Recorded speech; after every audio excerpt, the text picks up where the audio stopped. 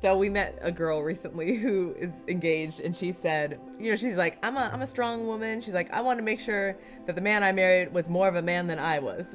We both laughed because I understand as a strong woman, I thought kind of the same thing. I was like, yeah, like I wanted a man with whom I could feel like a woman.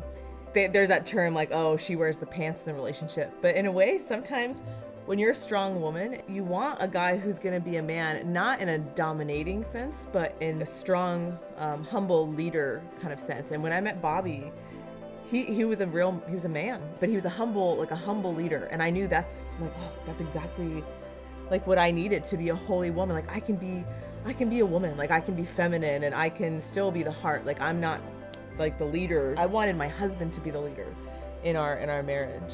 And there's a truth biologically, theologically, in the complementarity of man and woman. It's not something that's supposed to be, again, dominating or divisive, but it's meant to be a gift to each other. So even at the biological level of fatherhood and motherhood, like that's the miracle that is, that we get to participate in creation.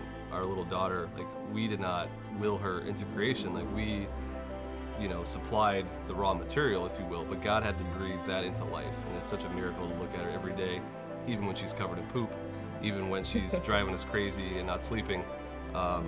It's such a miracle to be able to participate in that. The language of our bodies has that creative element. That's a beautiful thing. And that's not a political thing. That's just like truth. And even as parents, obviously Bobby brings such a different piece as a father than I do as a mother. And the baby, obviously, they tell the dads, like, sorry, dads, for like the first couple of weeks, like you're useless, because the baby just wants mom and to be nourished and to be fed.